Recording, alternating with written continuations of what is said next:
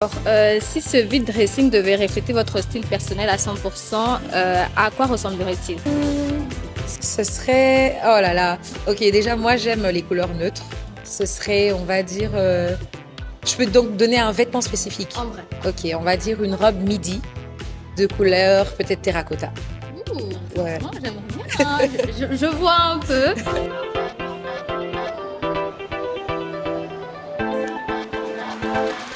Bonjour, bonjour, j'espère que vous allez bien. Bienvenue dans le quotidien quinoa.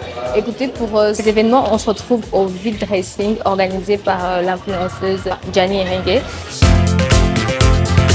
Bonjour Madame Gianni, comment vous allez? Bonjour, je vais bien et vous-même? Ça va, on se retrouve à votre événement. C'est la quantième édition déjà maintenant? Je sais que ça fait 5 ans. Ça fait 5 ans. Les éditions, je compte même plus. Exact. Mais les années maintenant. Donc là, on est en train d'atteindre notre 6e année. Ok. Et c'est le tout premier événement de 2025. Exact. Comment vous le sentez? Franchement, ça se passe bien par la grâce de Dieu. On est au 2e jour qui est le dernier jour. Et hier, c'était bien. Et aujourd'hui aussi, comme vous le voyez, ça se passe bien par la grâce de Dieu. Ok, on est là pour le compte du quotidien quinoa. Les quinois, ils ont 6 questions pour vous.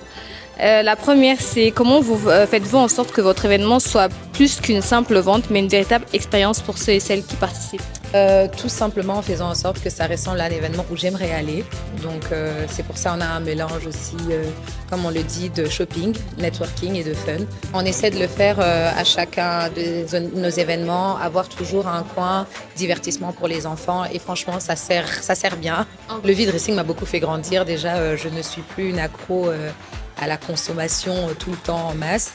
Donc la dernière fois que j'ai participé moi-même tant qu'exposante, c'était il y a 2 ans. Donc du coup, en 2 ans, il y a des vêtements qu'on achète, des soirées, et ainsi de suite. On met une fois. Donc j'ai juste pris les vêtements qui, pour moi, ne me servent plus, mais qui peuvent servir à une autre personne. Voilà, bonne qualité, bien gardée. Et voilà. Sur TikTok, on a vu que vous avez fait un TikTok d'un moment où vous avez dit le fameux TikTok de qu'est-ce qu'elle a de plus que moi, et vous avez dit elle paye pas les vêtements, enfin elle me fait pas dépenser dans les vêtements, un truc comme ça.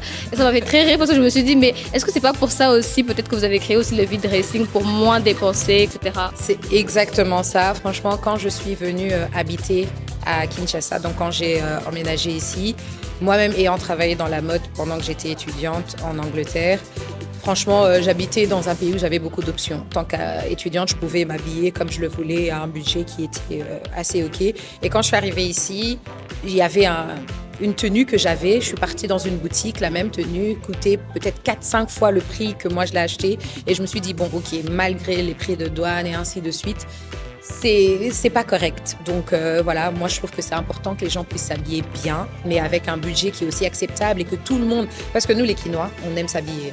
Voilà, comment est-ce que j'ai sélectionné? Comme j'ai dit, je vais sur, déjà la première chose c'est les vêtements que je mets à des événements.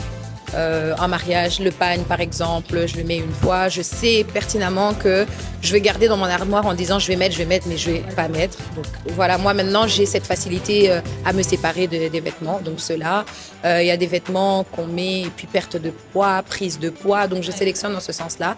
Il y a toujours une partie que je mets à donner, pas parce que c'est en mauvaise qualité, mais parce que je me dis juste que voilà, ça j'ai pas nécessairement le besoin de revendre. Et puis voilà, je classe comme ça à donner, à vendre, à garder, mais il y a très peu à garder. Donc voilà. Comme j'ai dit, le vide dressing m'a fait grandir. Après 6 ans, au début, c'était trop difficile. Il y a toujours des pièces où je disais non, ça, je garde, je vais mettre. Et puis je me retrouve 1 an après, le vêtement est encore là, j'ai pas mis. Donc avec le temps, on va dire oui, j'ai appris à me séparer de mes vêtements vraiment sans problème. Ouais. Où moi, j'ai connu le vide dressing. Ce qui se passe ici, c'est ça que je connais comme les marchés de friperie. La différence entre ça et que ce qu'on voit dans nos, comment on dit, bilocos et tout ça et les marchés, ce sont des affaires qui viennent à Kinshasa par ballon.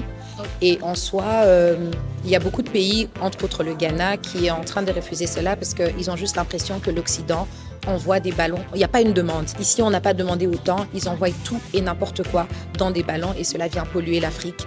Entre autres, c'est un documentaire que j'ai vu du Ghana où il y a des montagnes et des montagnes de déchets de vêtements qui sont venus par ballon et n'ont pas été vendus. Parce que vous remarquerez que même dans les marchés, c'est pas tous les vêtements qui vendent, mais bizarrement, il y en a toujours qui se rajoutent. Avec le vide dressing, c'est un peu plus contrôlé dans le sens où ça appartient à des personnes et c'est vraiment que le stock qu'ils ont. Enfin, c'est même pas un stock en fait. C'est une économie beaucoup plus circulaire. Par exemple, moi, je sais que voilà, ce que j'ai vendu ici, ça m'appartient. Et ça, quand ça rentre à la maison, je peux tracer qu'est-ce que je fais avec. Je donne à des cousines, je donne à un orphelinat. C'est pas que j'irai déposer quelque part et ainsi de suite. Donc, je pense que le vide dressing, c'est juste, on va dire, un marché plus organisé, on va dire. Et que les friperies qu'on connaît normalement. Et bien évidemment, le prix ici sera un peu plus cher parce que l'organisation demande beaucoup plus et le setting dans lequel vous êtes est différent. Vous n'êtes pas sous le soleil ou sous la pluie. Enfin, vous pouvez voir le bout. Alors, toute dernière question, quel est selon vous le secret d'une très belle trouvaille en vide dressing? Moi, j'aimerais bien en trouver, donc c'est quoi le secret selon vous? Okay, moi, je dis toujours venir à l'heure parce que quand on ouvre, tout est encore bien rangé, il n'y a pas beaucoup de gens. Et vous avez vraiment le temps de choisir votre pièce avec, on va dire, un calme intérieur. Quand on arrive un peu plus tard ou vers la fermeture, c'est vrai qu'il y a des gens qui font des rabais de prix. Ça aussi, ça peut être une astuce. Mais vraiment, il y a beaucoup plus de monde et ainsi de suite. On est les uns sur les autres. Donc moi, je dirais toujours faire en sorte de venir à un moment où vous pouvez bien réfléchir et bien fouiller dans différentes stands et surtout vraiment faire tous les stands. Il ne faut jamais s'arrêter à un seul stand. Donc peut-être la première fois que vous venez, vous faites le tour et puis votre deuxième tour, c'est maintenant pour vous décider sur ce que vous avez trouvé.